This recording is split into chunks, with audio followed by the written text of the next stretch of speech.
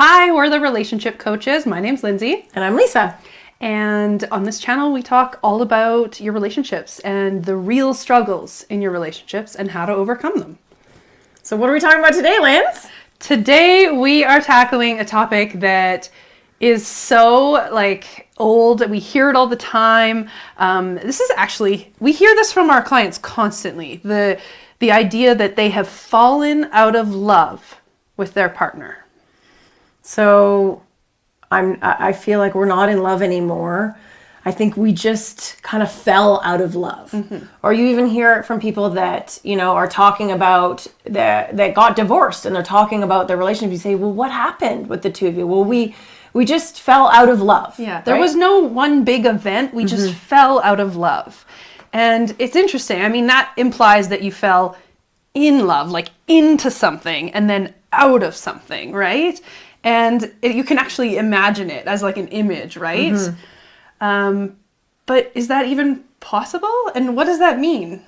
Well, I think that people, when they talk about falling in love, I think they're all often referring to that beginning stage in a relationship where you don't really feel like you're the one doing it. You feel like it's doing you. Yeah. Right? It's happening to you. It's happening to you. Yeah. You're just like, you can't stop thinking about the person, and it's just like you feel almost out of control. Like, this is happening to me. I'm falling in love with this person. Yeah. And it doesn't really feel like something that you're actively doing. It's like happening to you. Yeah.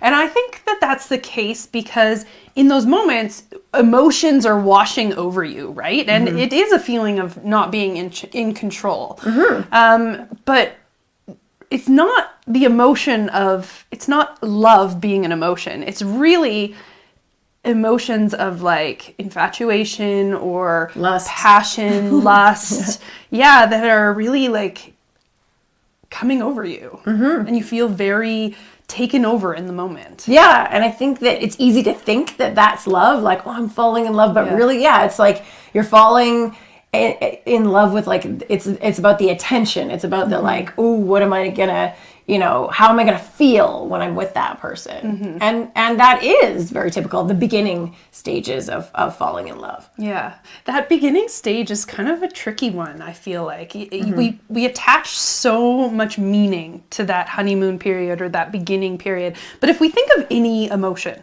like just out of the context of love or falling in love, like what about like frustration, right? Like you can be frustrated and then you can not be frustrated.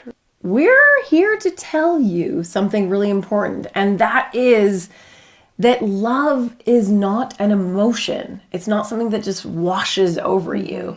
It's actually an action. It's a verb.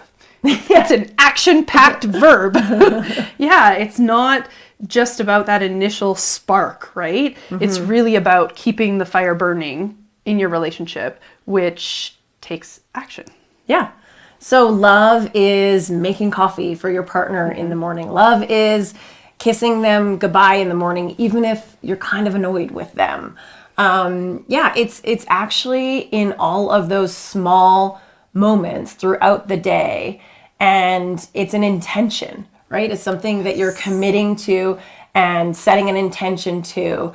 It's not just like sitting on the couch and expecting the love to be passionate and amazing. Yeah. Just like you wouldn't sit on the couch and expect to get in really good shape and be super healthy. You have to get off the couch and get to the gym. Yeah. And in order to make love last and be a feeling that you get to feel every day, it is an action. You got to get off the couch and go make out with your partner. And choose, like Lisa said, be intentional and choose to do those little things. So love requires effort.